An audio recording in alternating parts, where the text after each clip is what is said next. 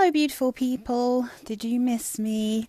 It's been a fortnight, so I've got a lot of stuff here to talk about. What I'm going to do, there's too much to fit on the screen, to be honest, so I'm going to talk about the stuff. There's a couple of new things and a couple of things I haven't worn for a really long time. So I'll talk about those first, I'll put them up, and then I'll just run quickly through the other things that I wore that you guys are used to seeing, because I wear them a lot. So let's start with, I wore two Toccas this fortnight. Let's start with this one, and this is the Oleo version, which is a perfume oil. This is Stella from Tocca, and this is white floral, blood orange, heavenly, spring-like, beautiful perfume. I don't like this in colder weather because I find it a little bit sharp in the white florals. I think the main note here is probably the lily. That looks like it's glowing. I might have to put it at an angle, shove it over here. But yeah, so Stella, my beautiful husband bought me this oil because I really like the smell of both the Giulietta oil and the Stella oil. I think there's something about them that's almost a little bit more beautiful in the oil form, but obviously they layer really nicely with the perfume. So I just have a mini of Stella, which is gorgeous. So I just decanted this into a little sample sprayer so I can put it over the top of this, and together it's just wonderful. Let me just have a quick sniff of this. Obviously it's a bit stronger in here. It's so beautiful. It's a really nice orangey perfume, but it is also very, very floral. It retains a bit of the fruitiness, but at the same time it's very, very flowery. And I get a little bit... I think in a weird way it kind of reminds me of Curious from Britney Spears. It's not exactly the same, but there's something about the way that the flowers come across that really reminds me of this. There's a few perfumes that I think have some crossover with the way that Stella smells to me, but there's something magical about the bitter orange and blood orange in this. So this is top notes of blood orange, bitter orange and watery notes, middle notes of lily, freesia, wild orchid, base notes, musk and sandalwood. I really enjoyed wearing this. I think it's really beautiful. It's one of the best, I think, from Tocca. Having said that, my favourite, I think, from Tocca is actually this beauty. Lucia, or Lucia, I'm not really sure how I'm supposed to pronounce it, but this is a tangy, very tangy fig and tobacco perfume. And I wore this and I was so obsessed with it, like all day. I kept smelling myself and being like, oh my God, I really love Lucia. It's such a good perfume. I wonder how many things I can fit on this. How many things have I got? Probably not many. But Tocca, I mean, Lucia, I don't think this is talked about very often, but I really love this perfume. I think it's amazing. So the notes in this one, top notes of C notes, lemon, mandarin orange and grapefruit. That's where all the tanginess is coming from, of course. Then you've got fig tree, rosewater and geranium in the mid, and then the base is fig tree, vetiver, cedarwood and tobacco. So for me, the tobacco is really soft here. This smells pushing towards unisex, but it doesn't veer into masculine, which sometimes if there's things like any kind of tree, and definitely vetiver and cedarwood and tobacco, sometimes those on me go a little bit masculine. This does not go masculine. It smells absolutely fabulous. I'm just going to look at the votes. So figs at the top, C notes, then fig tree, then lemon. And I think that's about right. I do get a little bit of the warmth from the tobacco, although it's not, like I said, very strong. But this is not, I mean, it's kind of green, but it's also, it's got a sweet creaminess to it, this perfume, that I think is really beautiful, but in a kind of creamy fig way. And weirdly, and again, I think this is something that people don't necessarily agree with, but there's something about the profile of Lucia that reminds me of Moonlight in Heaven from Kilian, and perfumes that have that similar profile. There's just something about the way this smells that made me think of it when I first smelled it, except this is so much nicer to me than any of the other perfumes I smelt that are inspired by or similar to Moonlight in Heaven. And Kilian for me is always a little bit chemically, so I don't really get on with them as a brand. But Lucia, either way, I just think this is such a beautiful perfume, and I think it's fresh, and it's not clean smelling, but because it is so fresh and bright, it's just wonderful. So as soon as the weather warms up, I mean, it's an absolute winner. Let's open up this one. Let's get the notes up. So I wore this the other day. I walked past a beautiful cherry blossom tree near me. It's on my Instagram if anyone wants to see the tiny video I took of all the wind blowing off all the petals. And I was like, well, this is what I'll be wearing then. Next day, Cerise Etoile, which is from L'Occitane. It's one of the L'Occitane cherry blossom perfumes. And this particular one, again, like they have limited editions quite often. They don't always seem to come out in the UK. They had a strawberry one I really wanted to smell, but that never came out in the UK. I don't know why, but anyway. So Cerise Etoile is like a more creamy, soapy version of the original. It's got water flowers in it, so I think there's probably water lily in this. So there's water flowers and green notes at the top. There's cherry blossom, geranium and tuberose in the mid, and the base is musk and white cedar extract. Whenever I first spray this, I always think to myself, it's a little bit maybe shampoo-y. I don't know that I love it. And then it dries down and it kind of gets a little bit more bar soapy. So it's got a cleanly smell to it, but also that cherry blossom. But I think it's probably an equal mixture of like cherry blossom with something like a water lily. It's very, very pretty. It's a lovely, lovely perfume, and I really enjoyed wearing it. Again, I felt very clean and fresh. It's kind of my answer to something that's like a shampoo-y perfume without going so shampoo-y that it bothers me. But yeah, so really, really nice. Now, let's talk about the only perfume I've bought this month. I have not been buying tons of perfumes. I've got a couple here that I bought last month or in January or something. I can't even remember.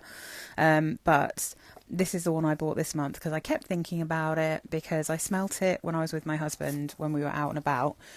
And I really kept thinking about how much it just smelled like spring flowers. And then I was like, it's £30 for a 100ml bottle. Sadly, you can't get this any smaller. This is Estee Lauder Pleasures Intense.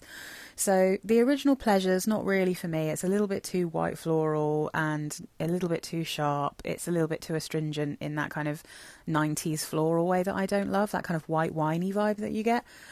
Not so with Pleasures Intense. Pleasures Intense has a sweetness to it that I think really balances out the florals, and it's also got a beautiful bottle. I'm not sure, like, Jay, if you're watching this, I feel like my sister maybe had the original Pleasures, but I don't know if I'm imagining that, but I feel like I saw the Pleasures bottle on her dresser when we were kids. I don't know.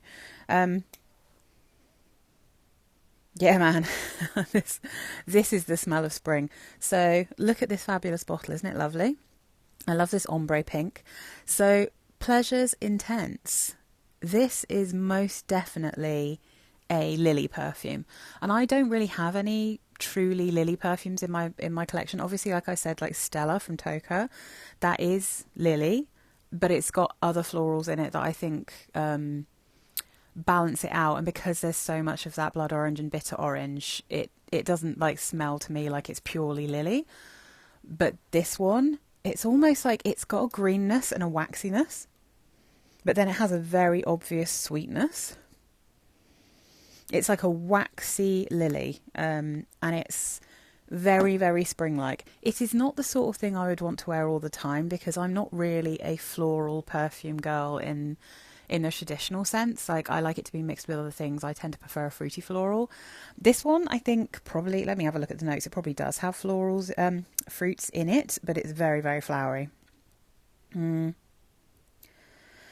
So we've got top notes of green lily, peony and blackcurrant, ylang ylang and cassis. Middle notes of lily, jasmine, tiare flower, Moroccan rose. Base notes maple, vanilla, styrex and benzoin. So that's the main difference for me between this and the original Pleasures, which is there is a real obvious sweetness in this perfume. It's not like, I don't think it goes into sickly territory, but if you love the original Pleasures, this one might be too sweet for you. It might turn sickly. But I feel like there's something about the vanilla maple thing going on in here with that warmth from benzoin, which can be quite rich to me and almost a bit gingerbready, that makes this quite sweet. It's very beautiful. If you love smelling like literal spring, then I think Pleasures Intense would be amazing. And like I said, this 100ml bottle, including delivery, cost me £30. So on perfumes this month, I have spent £30. But I'd love to be able to get like a small bottle of this. I don't think they make those anymore, so I think you have to get 100 ml, and you can't get samples, unfortunately. But I smelt this in, I think it's called Beauty Care or something, in Stratford, Westfield. So yeah, I sprayed it on my skin, and both myself and my husband thought it smelled really nice. So votes, yeah, Lily is way up there, followed by Peony. The blackcurrant's there, and then the maple. So I think it is the maple that's giving it quite a lot of sweetness. I'm not really getting much of the tiare flower, ylang ylang, and the rose, to be honest. It is mainly, for me, Lily. And it's not a peony that I find screechy, which is really joyous. So this is my only Estee Lauder perfume. I've smelt loads of them. I've tested loads of them. I've never enjoyed one enough to actually want to own one. This is the first, and I'm very happy with it. It's really beautiful. Again, it's not the kind of thing I'm going to wear all the time, but I kind of put it in the same place as, and it was a toss-up actually, between whether I was going to wear Pleasures Intense or whether I was going to wear my, is it Diorissima or Diorella? The beautiful Lily of the Valley perfume that I have. And I put them in the same category as being like very spring-like, realistic smelling florals that have that hint of greenness but also are a bit sweet. So I was tossing up which one I was going to wear, and I figured, you know, I would tell you guys about this because I got it quite recently. But probably next week I will wear my Dior, my lovely, I can't ever remember what it's called. I get it mixed up with the other one that I had that was a bit too much of a sheepra for me. But anyway, really like this. I'm really impressed with it. I think it's gorgeous. What else do I have? Oh yes, I haven't worn this one for a while. If you also watch the lovely Danielle on my perfume journal, which I'm sure if you watch me, you probably do watch her as well.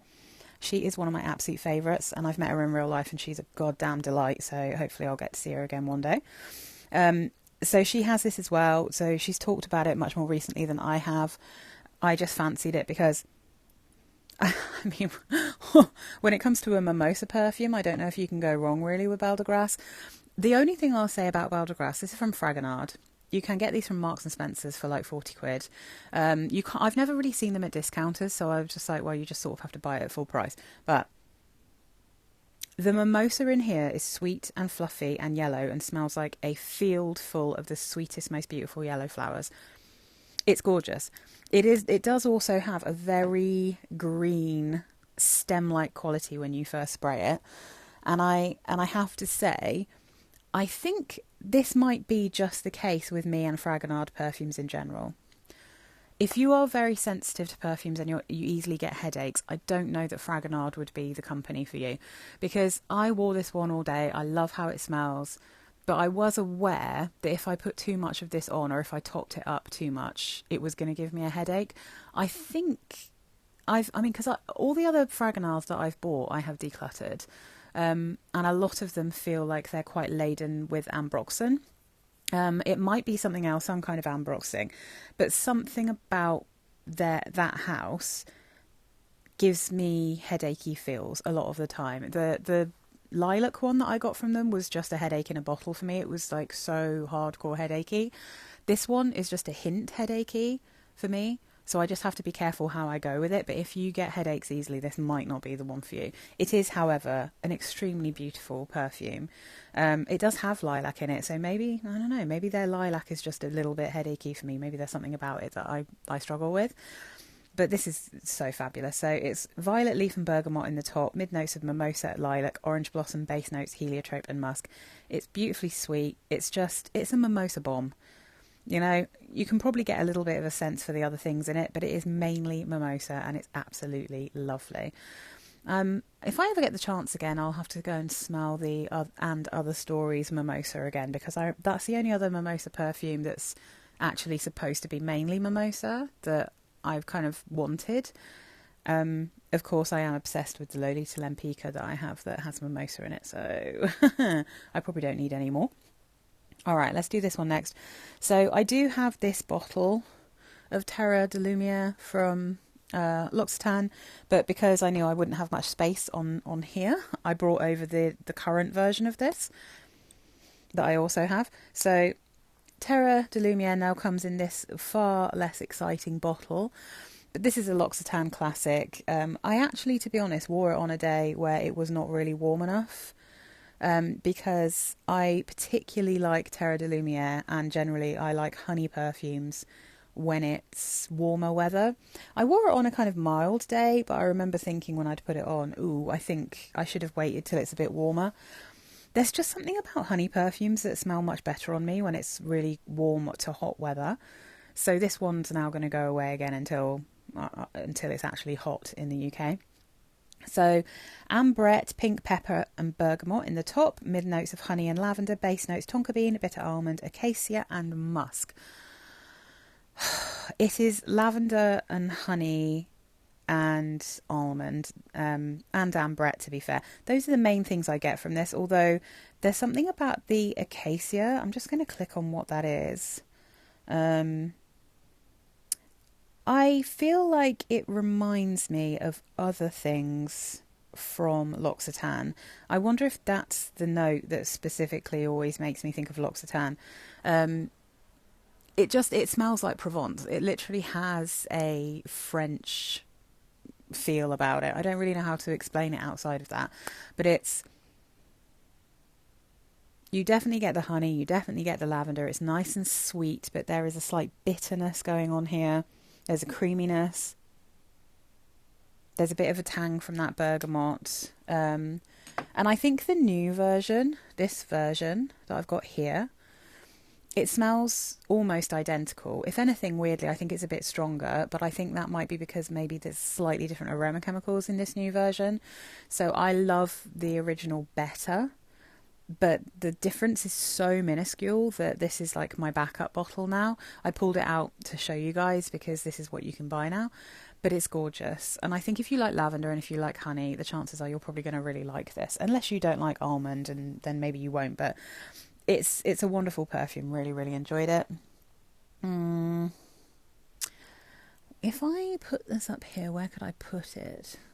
I was trying to make all these like... Yeah, okay, I'm going to put it here. So I wore a pen spray. My idea originally was like, oh, because I'm going to be doing a 2-week video, I'm going to use loads of my pen sprays. And then I ended up only using one of my pen sprays because I can't be trusted. All right, so I wore this one. So the lovely Roxy, this is one of the perfumes that she put into like basically the lovely gift basket that she sent to me, full of samples and some makeup and some pen sprays and this kind of thing. So this is from Bvlgari, and this is, oh god, how do I say this? Spettacolore. It comes in, let me just fail miserably to put this up.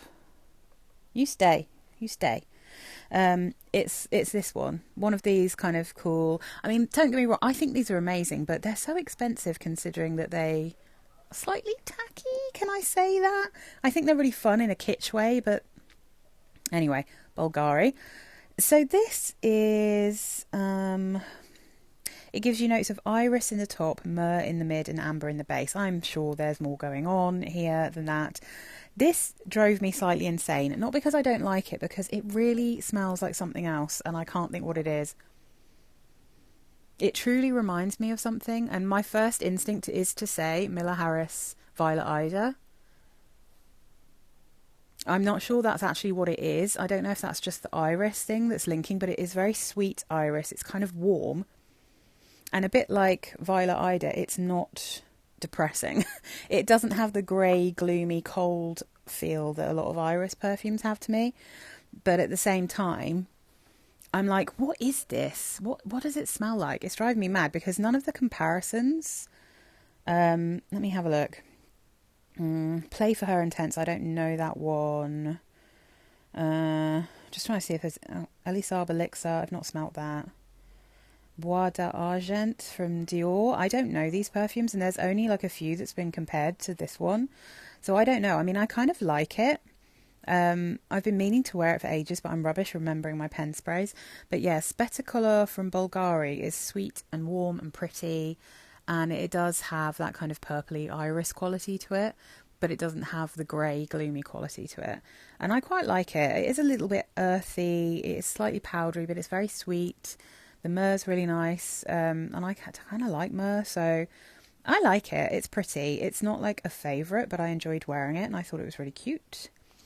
Now, what else are we going to talk about before I just give you my rundown of my regulars? So, oh yes. Okay. Right. So if you've been watching me for a while, just after my birthday, I think I would have shown you this. So I bought this. This was a blind buy because I was buying the, what was it? Guerlain, why can't I remember? Shalimar.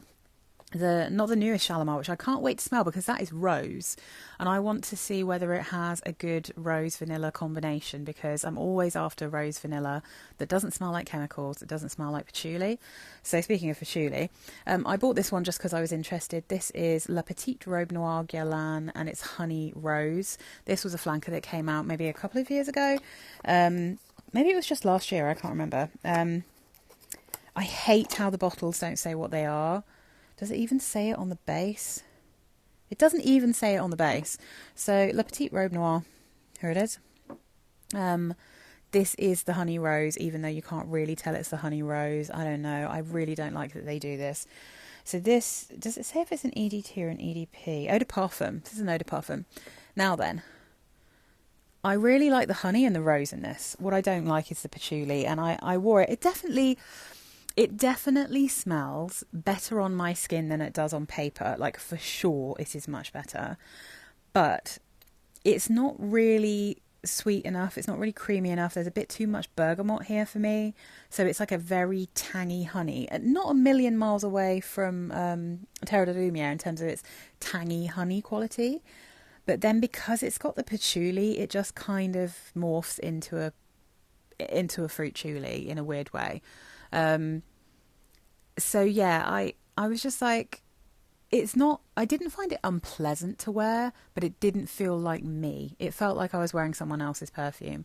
And it also, because it's a Petite Robe Noir perfume, it has just a tiny hint of that Lolita Lempicka feel. And I love Lolita Lempicka, Le Parfum, the original, nearly all of the flankers, EDT, all of them. And I love them so much more than Le Petite Robe Noir because Le Petite Robe Noir, I just don't like the patchouli. I don't really like Guerlain patchouli, full stop. But Honey Rose is one I'll pass on. It's not one I need to keep in my collection, even though it's super pretty. I think if you already like Petite Robe Noir and you like rose perfumes, then you might really like this. I don't feel like the honey is too animalic or too overbearing. I think it's probably quite nicely balanced. And really, if you took the patchouli out of this perfume, it might have been much more up my street, but unfortunately. So the votes here are honey at the top, followed by the rose, followed by the almond, followed by the tonka. I get quite a lot of bergamot in here, although to be fair, sometimes honey is quite tangy, so it might just be that. And it might be that mixed with the patchouli is just not doing it for me. But anyway, I think it's really pretty, but it's just not for me. So that one will be leaving my collection. It was worth trying because I've not really seen anyone talk about it. I didn't even see it for sale in the UK. I got it from France. So, you know. Okay, so the other one, which I ended up putting on in the evening actually because I didn't top up with this knowing that I wasn't going to keep it. So I was like, I'd rather keep the bottle as full as possible. So I wore this one, which is one that I had many years ago when I first started my channel. And then eventually I got rid of it because I wasn't wearing it. And then I just started thinking about it again because of my search for rose and vanilla perfume. So I got one from eBay. This is Vera Wang Embrace Rosebuds and Vanilla. This is absolutely battered up, which is why I got it for like a decent price because I don't think they make this anymore. But I was like, okay, I'll just put this on in the evening and see how I feel about it. And this is a really cute rose perfume. The reason that I remember not wearing this very often is because it has a texture that I find slightly strange. Like it's kind of powdery and also a little bit tart, but then there's a sweetness. I don't think the vanilla here is very, very strong. I think it is more rose forward, and because there's mandarin orange in it as well. It's got a tanginess to it, but I quite like it. It's like, it's not a love, but it scratches an itch for me until I can find something else. Because the only other real like rose and vanilla perfume that I love is Tocca from Rocha, and like Rocha, I can't remember. But I can only wear that in cold weather because it's a very ambery perfume, like it's quite thick and it's just not really a summer weather one for me. So I'd really like to find a nice rose and vanilla that works for me in warm weather because I'm so fussy about rose. And the nice thing about this rose is that it's not like too screechy on me, it's not crazy, it's very pretty. So the note in Vera Wang Embrace Rosebuds and Vanilla, which is in a bit of a state, this poor bottle, is rose, damask rose and mandarin orange in the top. The middle notes are iris, magnolia and cyclamen. The base notes are vanilla, musk and sandalwood. Just lovely, really pretty. I don't think they make it anymore, but if you see it, it's really cute. Let me just see if it's been compared to anything. People who like this also like... Has no one compared it to anything? Wait, no, here we go. It doesn't smell like Roses Vanille from Mancera. I would love to find a version of Roses Vanille that doesn't smell like poison, like, because the actual very, very sweet sugary rose in that and the lovely creamy vanilla, I love that. But I don't like is like tarry aroma chemicals, which is unfortunate. Also compared to Stella from Stella McCartney, no, I don't think so. Not for me anyway. Yardley Contemporary English Rose, a little bit, but it's sweeter than that, I think. And I don't think... Rose Gourmand, no. From Zara, definitely not. That's just, again, Roses Vanille. Amazing Grace, Ballet Rose, maybe a tiny bit, but not really. There's just something slightly interesting about this. Maybe it's actually the Magnolia that's giving me... Because I wouldn't say it's soapy, but I don't know. It's I'll have to wear it again and give it some more thought. But anyway, so where are we now? What shall I add into this? Beautiful. Okay. Let's go for this baby because I don't wear her all the time. God, she's so beautiful. This bottle as well. Oh my God, let me just spray it out real quick. Oh, sweet baby powdery heaven. Lolita Lempicka.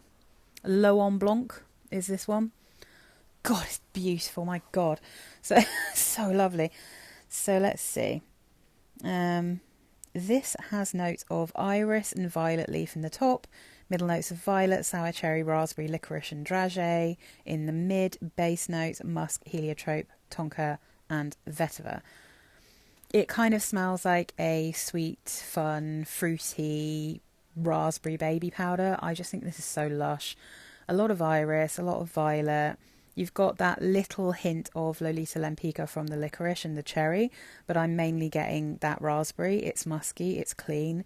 It's just like what a fairy would smell like. It's so beautiful. And I have to say, I have a very, very cheap perfume that I think smells very similar to this, which is from a company called Verset, and it's just called Petite.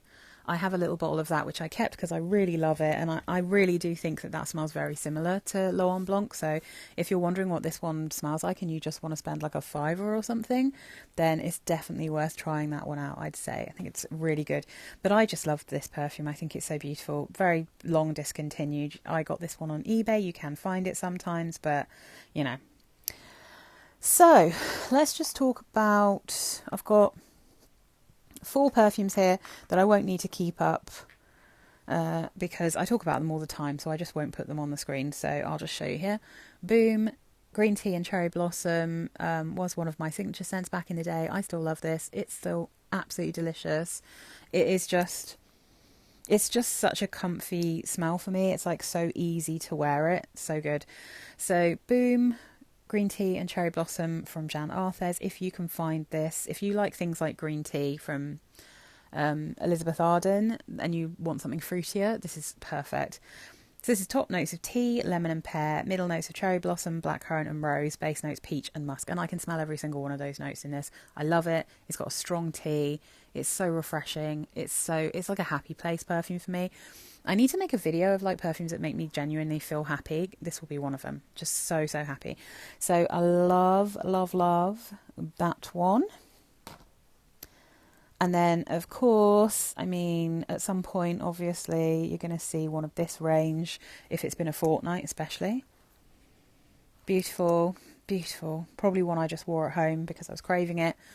Guerlain, Mon Guerlain, this is the original, the ADP. So lavender and bergamot in the top, iris and jasmine sambac in the mid, with rose as well. base notes, Tahitian vanilla, coumarin, Australian sandalwood, licorice, benzoin, patchouli. I've got most of the perfumes from this range. I love this range. I'm obsessed. I love it. It's beautiful. It's one of my favourite perfumes. Top 10 for life. Love it. Always have to wear this. Cozy, comforting, just gorgeous. So, Mon Guerlain. And then also had to break this bad boy out because I was seeing quite a few people I love actually talking about this on YouTube. I saw Danielle, and I also saw... Who else did I see? Oh gosh, it's gone out of my head, but... My other favourite perfume YouTuber... Oh god, my brain. Anyway, she knows who she is, hopefully. Brit EDT, just absolutely lush. Love this in warm weather. You can see I really dented the hell out of this one. Whether I get through this by the end of this summer, I don't know, but I just love it and I can't get enough of this. I love the original as well, but this one is so easy to wear and it's so lovely in warmer weather. So this is top notes of green, almond, lime, pear and lemongrass. Middle notes of almond, sugar and peony. Base notes of vanilla, mahogany and amber. It's just... It's sexy, this perfume, and this is one that garners compliments from people that aren't my family members. So I love Burberry Brit. This is the EDT. I think this is really approachable, really nice. It still smells like a perfume. It doesn't smell like food, even though it's quite sweet. And I feel like the almond and the pear are really obvious, but then so is the lime and the lemongrass in this one. This one's sugary and not quite as vanillic as the original, but it's just, oh, so good. Oh my gosh, so good. Oh. All right.